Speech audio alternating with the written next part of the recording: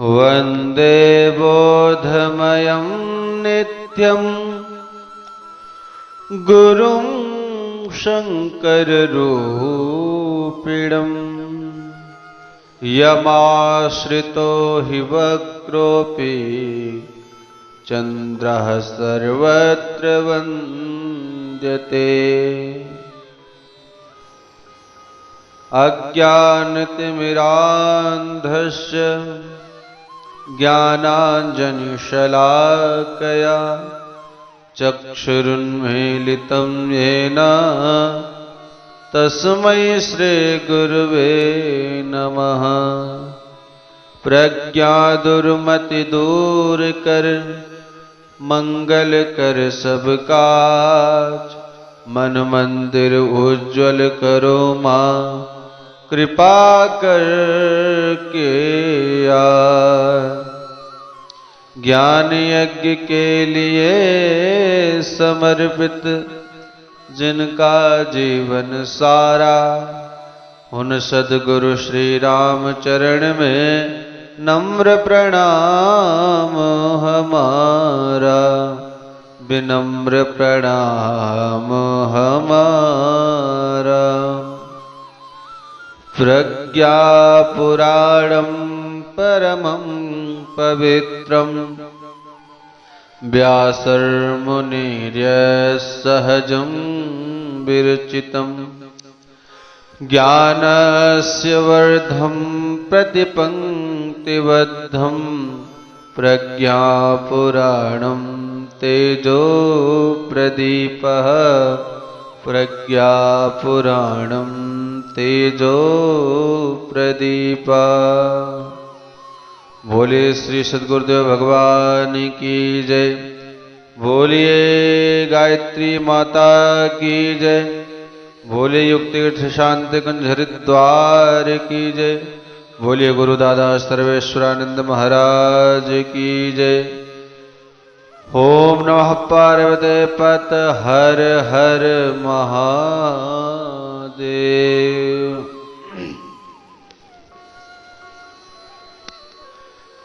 सूक्ष्म रूप से उपस्थित परम पूज्य गुरुदेव परमवंदनीय माता जी, माता गायत्री के चरणों में हम सब कोटि कोटि प्रणाम निवेदित करते हैं। श्रीमद् पावन प्रज्ञा पुराण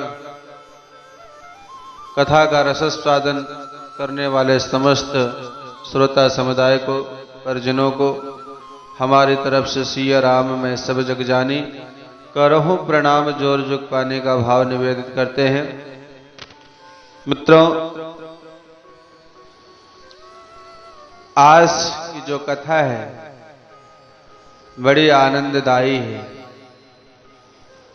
आज का जो विषय है वह है नारी महात्म्य का, कि हमारे भारतीय संस्कृति में नारी की क्या महत्व है, नारी का क्या स्थान है, नारी क्या है, नारी को क्या करना चाहिए, इन सब बातों पर हम दृष्टि डालेंगे। ऋषिवर कहते हैं, भद्रजनाः गृहिण्याश्च महत्त्वं वर्णितं परं, वस्तुतस्तु यतो धुर्या गृहिणी परिवारगा, उत्कृष्टत्वे निकृष्टत्वे तस्या एव गृहस्थाजम्, उत्थानं पतनं नूनं आश्रितं नात्र संशया। महर्षि धौम्य ने कहा, क्या कहा? बोले, हे भद्रजनों, हमारे शास्त्रों में नारी की बड़ी महत्ता बताई गई है। उन्होंने कहा कि नारी परिवार की धुरी है, उसी की उत्कृष्टता निकृष्टता पर गृहस्थ का उत्थान और पतन निर्भर करता है।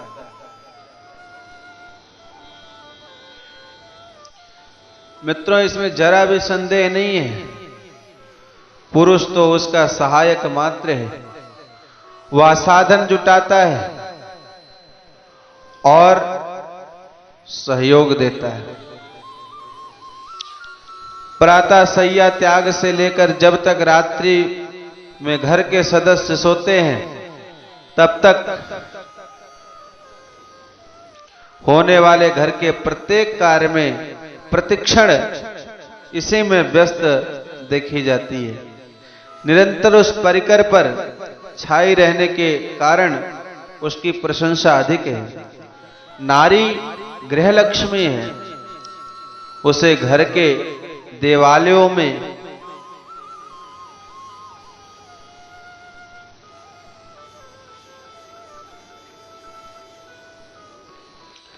अवस्थित प्रत्यक्ष देवी मानी जानी चाहिए।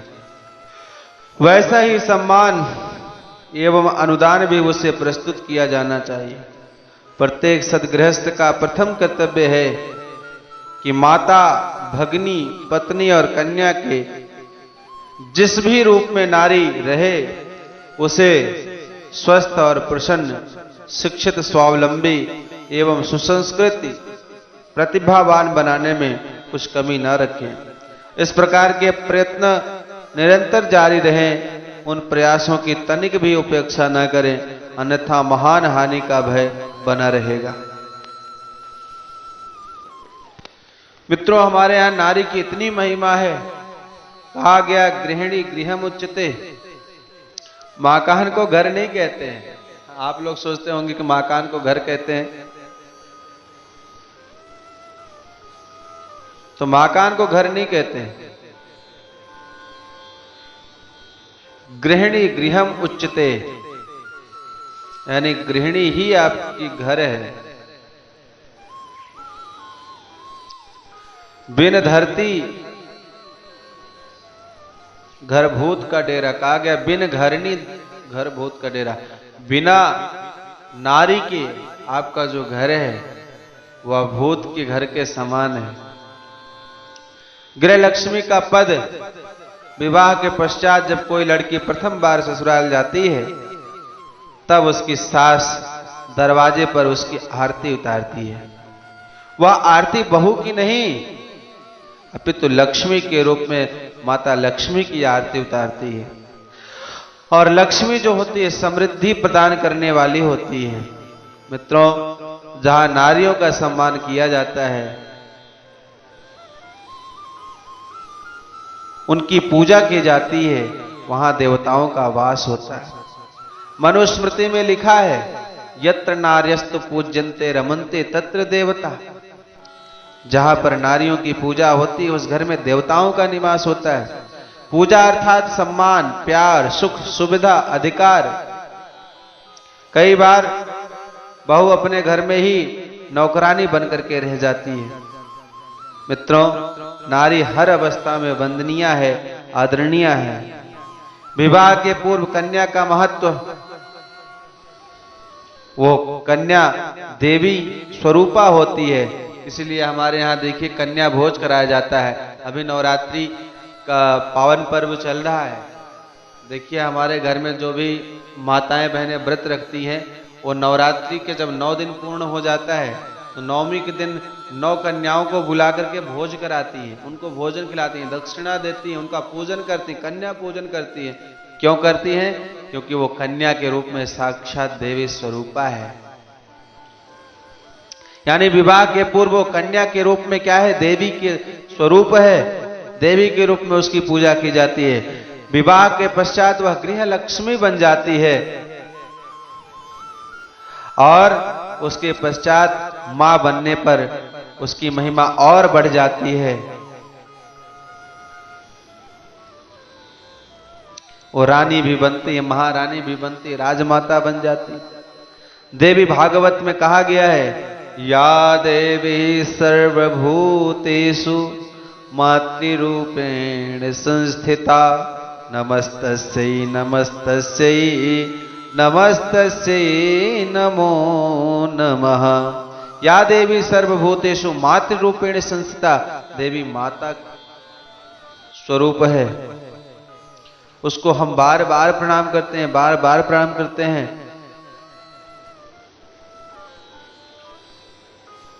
भगवान को पहले माता कहा गया है, पिता बाद में कहा गया। आप श्लोक पढ़ते हैं ना, त्वमेव माता च पिता त्वमेव, ये आपने पढ़ा होगा। आरती करते हैं कर्पूर गौरम के पश्चात, क्या त्वमेव माता च पिता त्वमेव। पहले क्या है भगवान? हमारे लिए माँ है, उसके बाद पिता है।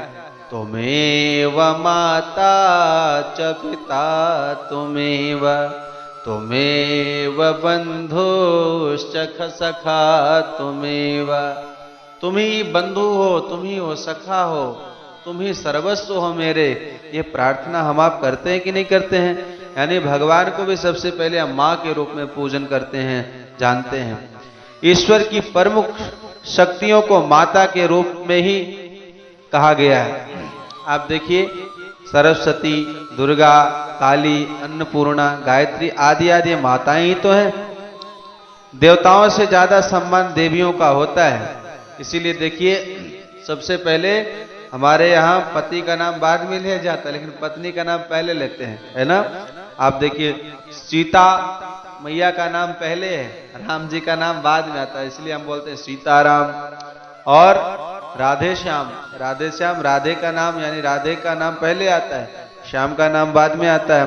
गौरी शंकर, माँ गौरा का नाम पहले आता है, शंकर जी का नाम बाद में आता है। लक्ष्मी नारायण, लक्ष्मी मैया का नाम पहले आता है, नारायण का नाम बाद में आता है। माता पिता, पहले माता का नाम उसके बाद पिता का नाम, पहले बहन फिर भाई, आदि आदि। कहने का अभिप्राय, हमारे यहाँ अगर सर्वप्रथम किसी का सम्मान किया जाता है तो माताओं का किया जाता है। क्यों? क्योंकि माता शक्ति स्वरूपा है, माता ही शक्ति प्रदान करने वाली है, माता ही निर्माण करने वाली है। बिना शक्ति के शिव अधूरे हैं। पूज्य गुरुदेव कहते हैं कि माता और पिता में ज्यादा अंतर नहीं है, जो विधाता है वही माता है। स्त्री या धर्म पत्नी को वाम अंग में बिठाते हैं, परंतु धार्मिक स्थान में पत्नी को दाएं तरफ बिठाते हैं। सप्तपदी के बाद वाम अंग में बिठाते हैं। माता विधाता में अंतर क्या है? बोले विधाता आसीम है और माता ससीम है। विधाता अदृश्य है, माता दृश्य है। विधाता निराकार है, माता साकार है। अगर आप विधाता का साकार रूप में दर्शन करना चाहते हैं तो माता के रूप में दर्शन कर सकते हैं, क्योंकि माता ही शिशु का निर्माण करती है। वो विधाता तो दिखाई नहीं देता, लेकिन उस विधाता के रूप में माता सर्वत्र है।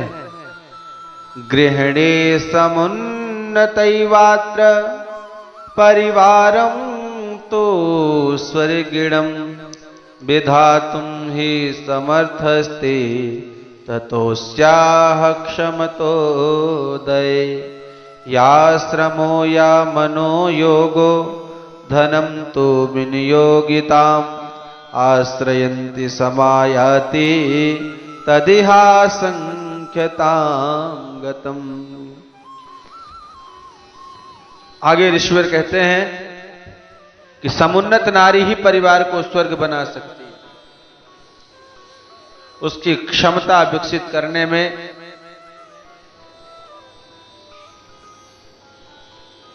लगाया गया श्रम, मनोयोग एवं धन असंख्यों गुणा होकर के लौटता है। नारी को श्रेय सम्मान देने वाले अपने अनुदान की तुलना में असंख्य गुना प्रतिफल प्राप्त करते हैं। परिवार नर और नारी के संयुक्त अनुदानों का प्रतिफल है। इसमें नारी की भूमिका वरिष्ठ और नर की भूमिका कनिष्ठ है। नारी खदान है, नर उसमें से निकलने वाला खनिज है। खदान जैसी होती है, धातुएं उसी स्तर की उसमें निकलती हैं। कोयला, लोहा, तांबा, चांदी, सोना आदि अपने ढंग की खदानों से ही निकलते हैं। श्रेष्ठ स्तर की नारियां अपने जैसे गुण कर्म स्वभाव की संतानें जनती हैं। वह चंदन वृक्ष मलयाचल भूमि की तरह हैं, उनके सानिध्य में बड़े छोटे उसी प्रकार की सुगंध से महकने लगते हैं। समुन्नत नारी ही परिवार को स्वर्ग बना सकती है। योग्य नारी का क्या काम है? बोले कम आय में भी घर का खर्च चला लेती है। बच्चों को खुश रखना, अतिथि सत्कार आदि कम, ये उनके अंदर गुण होता है। कम मसालों में स्वादिष्ट भोजन बना लेती हैं जो योग्य नारी होती हैं। और जो अयोग्य नारी हैं, बोले उनको कितना भी तेल मसाला देगो लेकिन भोजन ऐसा बना देगी कि खाते नहीं बनेगा।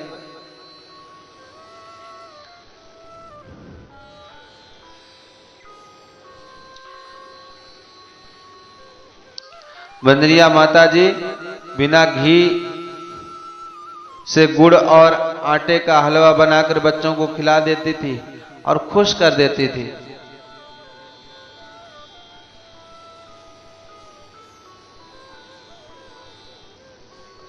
जो अयोग्य नारियां होती हैं वो ठीक इसी के विपरीत अयोग्य आचरण करती हैं।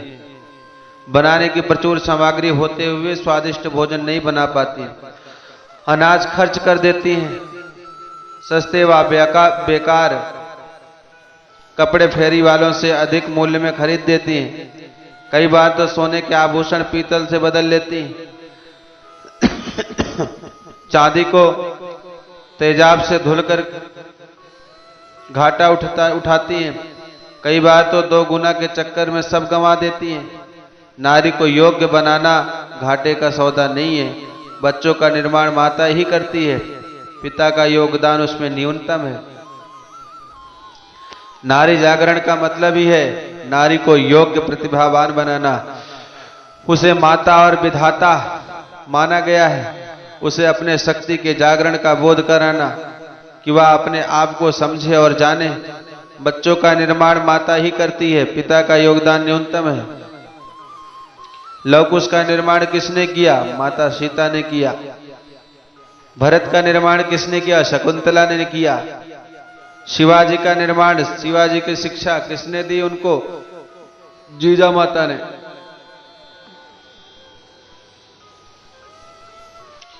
आचार्य विनोबा भावे की मां बड़ी ही उदार, करुणावान, दयावान महिला थी।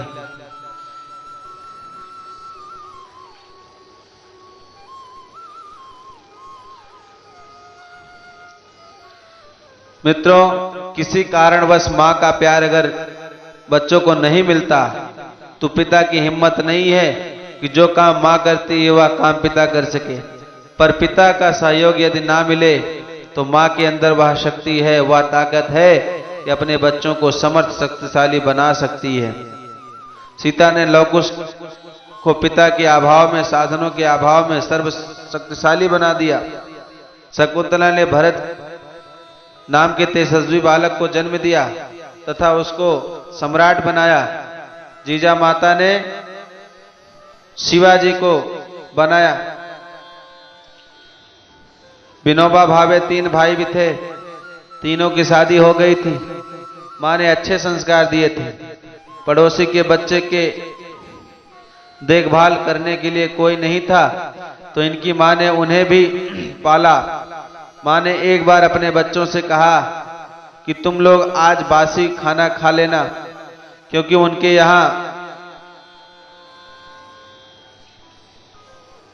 सादा आटा आज थोड़ा था। उन आटों की रोटी बनाकर पड़ोसी के बेटों को दे दिया। तो इन बच्चों ने कहा कि मां, आपने हमें बासी रोटी खिला दी, पड़ोसी के बच्चों को ताजी रोटी खिलाई, ऐसा क्यों? तो मां ने कहा, बेटे ये भगवान के बच्चे हैं, इन्हें बासी रोटी हम नहीं खिला सकते। ये प्रेरणा, ये शिक्षा ये कौन देता है? ये एक मां अपने बच्चों को देती है।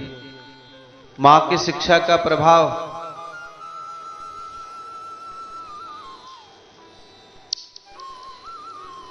एक चोर ने चोरी किया,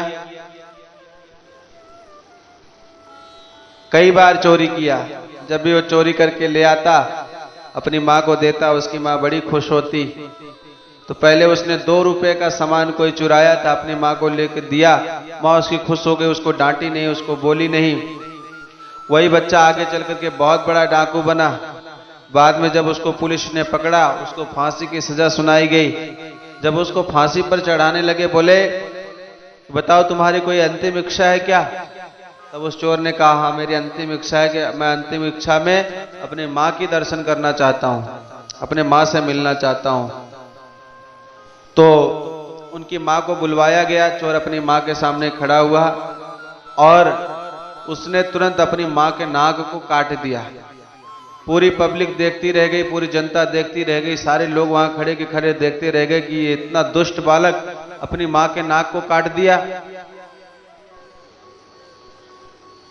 सब लोग उसको उलाहना देने लगे। तभी उस बालक ने कहा, आज मैंने अपनी माँ की नाक काटी, मैंने कोई गलती नहीं की है।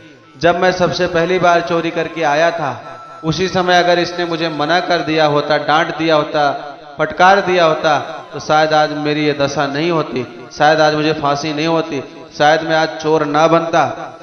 कहने का अभिप्राय यह है, माँ अपने बच्चों को जैसी शिक्षा देती, बच्चा वैसा ही बनता हुआ चला जाता है। माँ को तय करना है कि वो अपने बच्चों को चोर बनाना चाहती है कि सज्जन बनाना चाहती है। वो चोर की माँ कहलाना चाहती है या किसी सज्जन पुरुष की माँ कहलाना चाहती है, वो उसके ऊपर निर्भर करता है। अतः समझदारी इसी में है कि नारी को सर्वसमर्थ बनाया जाए, सुयोग्य बनाया जाए।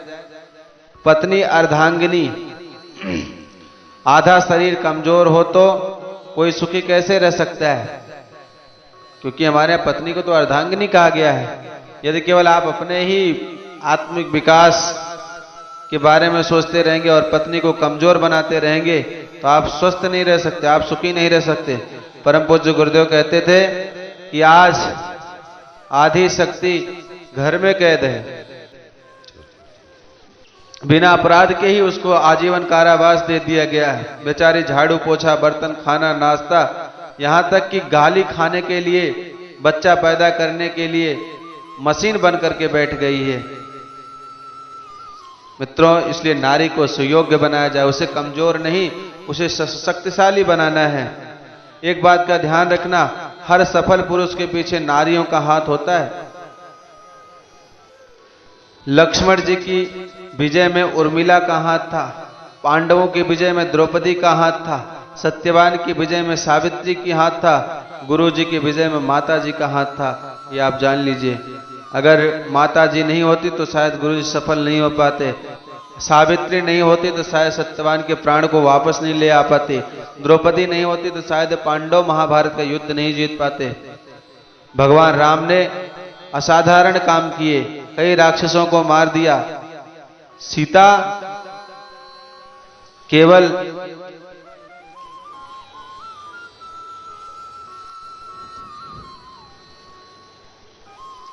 लेकिन राम से ज्यादा सीता जी ने जोखिम उठाया।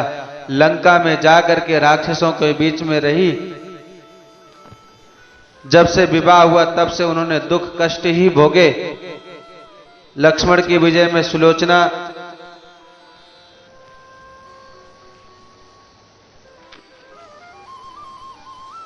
मेघनाथ की पत्नी सुलोचना ने यह दावा किया था कि जीत मेघनाथ की होगी, पर मेघनाथ मारा गया। किसी ने कहा था कि आप तो कह रहे थे कि जीत तो मेघनाथ की होगी, पर मेघनाथ मारा गया और जीत लक्ष्मण की हुई। लेकिन ये जीत उर्मिला की हुई और हार सुलोचना की हुई। सुलोचना कहती थे, इधर से मैं अकेली और उधर से 2 स्त्री सीता और उर्मिला थी। लक्ष्मण को जब शक्ति लगी तो जितना घाव लक्ष्मण को लगा था उतना उर्मिला को भी। लक्ष्मण मूर्छित हुए तो उर्मिला भी मूर्छित हो गई थी। वही दशा दोनों की थी।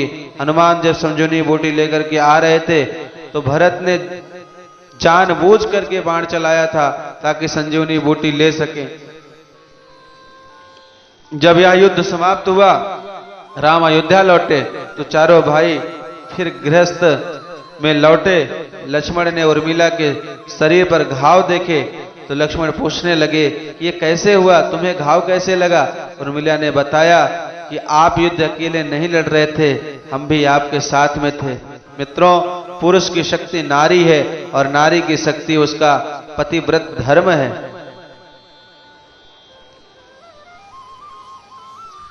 आप देखिए, विद्योत्मा ने कालिदास को योग्य बना दिया था, रत्नावली ने तुलसी राम बोला को तुलसीदास बना दिया।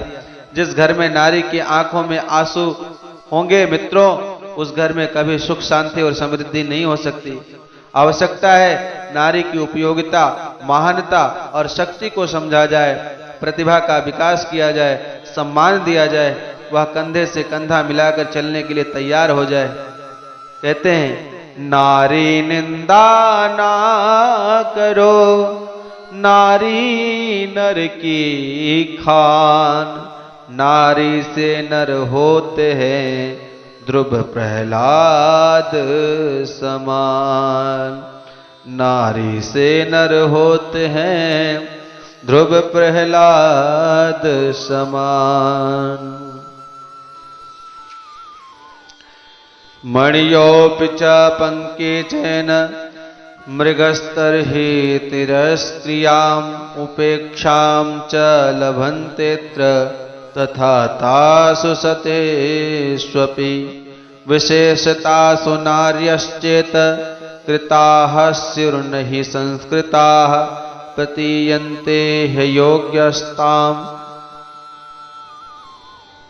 अविकास संस्थिता सदा।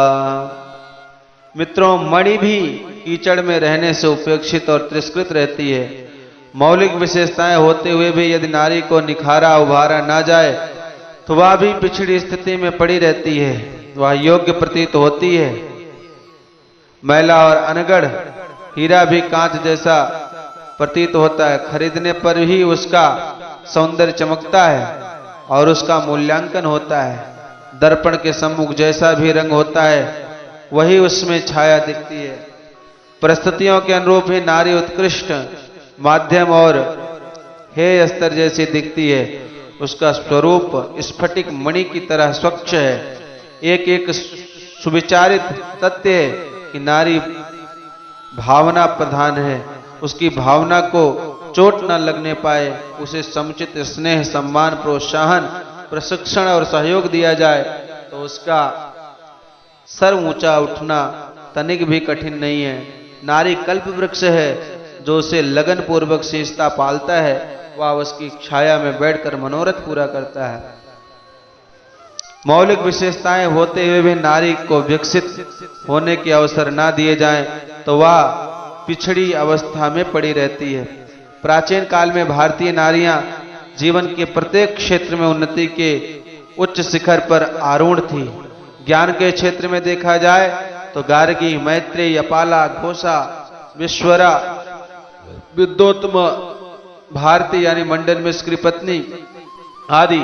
आध्यात्म क्षेत्र में देखा जाए तो सीता, सावित्री, अनुसुईया, अरुंधति, मां शारदा,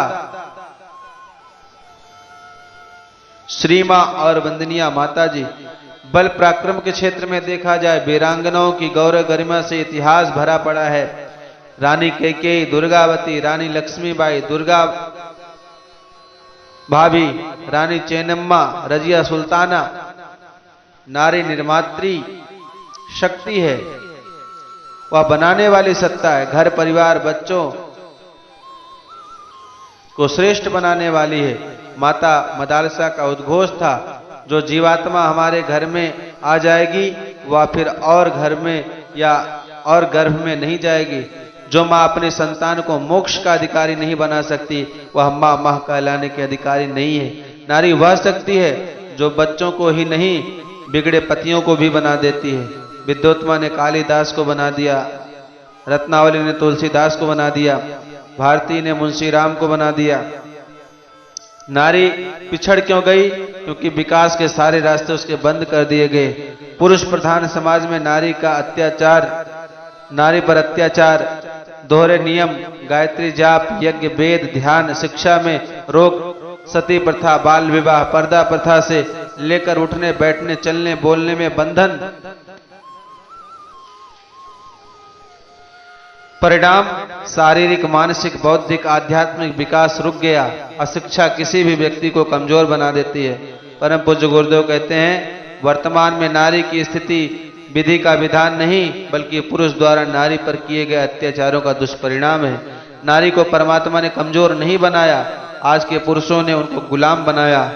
आज जहां अवसर मिला नारी हर क्षेत्र में प्रगति कर रही हैं। नारियां पुरुषों से आगे हैं। पढ़ाई के क्षेत्र में देखें, राजनीति के क्षेत्र में देखें, खेलकूद के क्षेत्र में देखें, व्यवसाय के क्षेत्र में देखें, तो प्रत्येक क्षेत्र में आज नारियां प्रगति कर रहे हैं।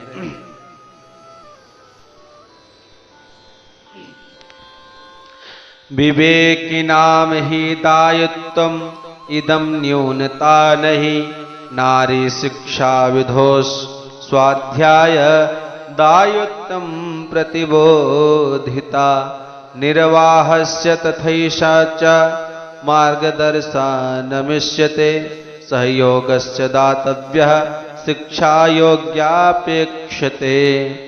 ऋषिवर कहते हैं विचारशीलों का यह दायित्व है कि नारी शिक्षा में कमी ना रहने दिया जाए, उसे अपने महान उत्तरदायित्वों का ज्ञान की नितांत आवश्यकता है। नारी का बौद्धिक एवं व्यवहारिक शिक्षण ऐसा हो जिसके आधार पर उसे पुरस्कृत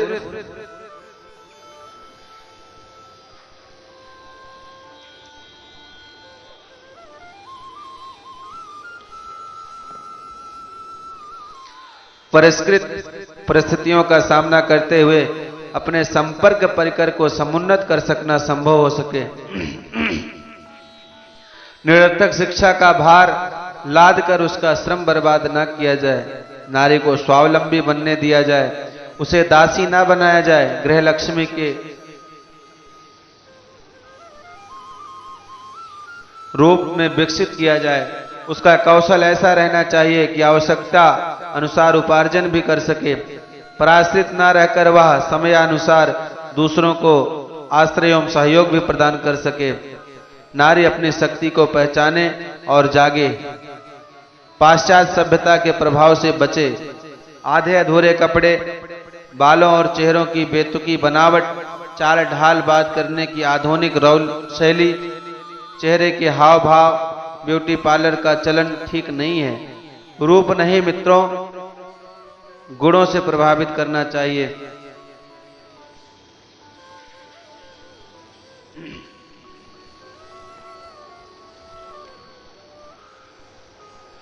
हैरियट स्टो के पिता की सीख, बेटा ये सौंदर्य आज है कल नहीं रहेगा। भारतीय नारियां केवल पति के लिए श्रृंगार करती हैं। शरीर प्रदर्शन विपत्ति का कारण बन जाता है। इसका मतलब आ बैल मुझे मार। एक नियम, कोई भी व्यक्ति किसी को अपने जिस गुण से प्रभावित करेगा, प्रभावित व्यक्ति उससे उसी गुण का लाभ लेने का प्रयास करेगा। किसी का मन खराब करना नैतिक अपराध। नारी जागे, योग्य बने और समर्थ बने। भारतीय परंपरा को अपनाए, सुपर्णखा का आचरण ना करे, सीता का अनुकरण करें। फिल्मों से लेकर गीत, नृत्य, विज्ञापन, खेल, सर्कस तक में नारी की कथा का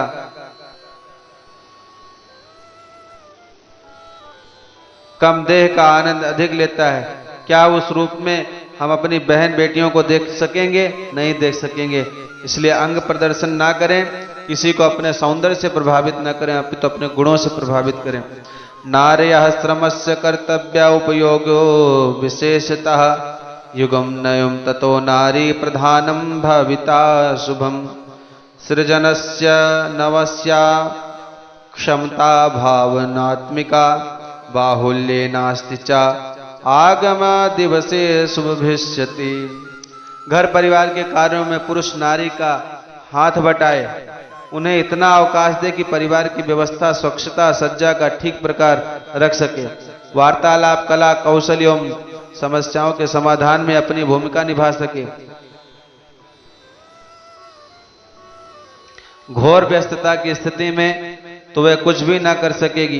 पारिवारिक दिनचर्या, विधि व्यवस्था और परंपरा रहती रहे, जिसमें उसे पाकशाला, स्वच्छता में ही सारा समय न खपाया पड़े। ऐसी सुविधा जहां भी होती है वहां नारी को सुविकसित, सुसंस्कृत एवं सुयोग्य बनाने में विशेष कठिनाइयां नहीं रह जाती। यह पारिवारिक हित में बहुत बड़ी महत्वपूर्ण जिम्मेदारी है। नारी श्रम का अधिक महत्वपूर्ण उपयोग करने की आवश्यकता है। ये सज्जनों, नवयुग नारी प्रधान होगा। नव सृजन की भावनात्मक क्षमता की उसमें बहुलता है। अगले दिनों भावना प्रधान समाज होगा। उस स्तर के निर्माण की क्षमता नारी में सृष्टा ने प्रमुखता पूर्वक प्रदान की है, इसमें संदेह नहीं है। युग निर्माण और नेतृत्व करने के लिए उसका वर्चस्व निखारने में विलंब न किया जाए और ना प्रमाद ही बरता जाए। प्राकृतिक न्याय करती है, प्रकृति न्याय करती है। पिछले दिनों नारी पर घोर अत्याचार हुए। पुरुष ने नारियों को नौकरानी, दासी, भोग्या, रमणी बनाकर रख दिया, मनमाना किया।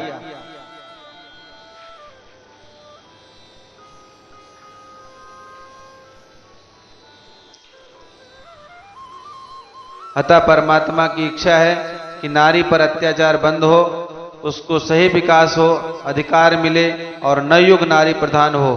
पुरुष संवेदन शून्य हो गया है, नारी भावना प्रधान, करुणा हृदय वाली होती है, इसलिए नारी युग होगा।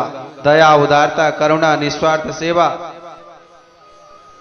सहिष्णुता जैसे गुणों की प्रधानता ही सतयुग की परिभाषा है। यह गुण पुरुष की अपेक्षा नारी में अधिक होते हैं, इसलिए नारी प्रधान युग सतयुग होगा। परम पूज्य गुरुदेव ने कहा है, दहेज नहीं होगा, खर्चीली शादियां नहीं होंगी, बारात में बैंड बाजा, नाचना गाना ये समाप्त हो जाएगा। लड़की का पिता बेटी के लिए लड़का नहीं, लड़के का पिता लड़के के लिए बहू ढूंढेगा। लड़कियां लड़का पसंद करेंगी, लड़का लड़की नहीं। नारी प्रजनन से इनकार कर देगी। शादी के पहले लड़की होने वाले पति से परिवार नियोजन कराने की बात कहेगी और ऑपरेशन करवाने का प्रमाण पत्र मांगेगी। ये मित्रों, आने वाला युग जो है नारी प्रधान युग होगा।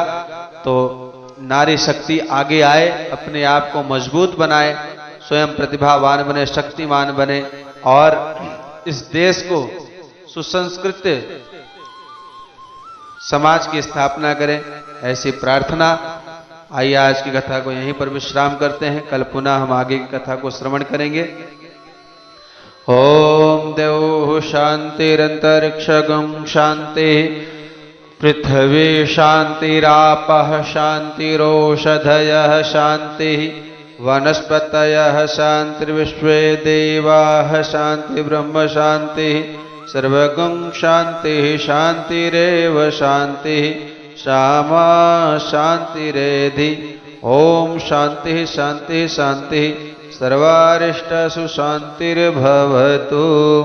बोलिए गायत्री माता की जय, परम पूज्य गुरुदेव भगवान की जय, श्रीमद् पावन प्रज्ञा पुराण की जय। ओम शांति शांति समाप्ति।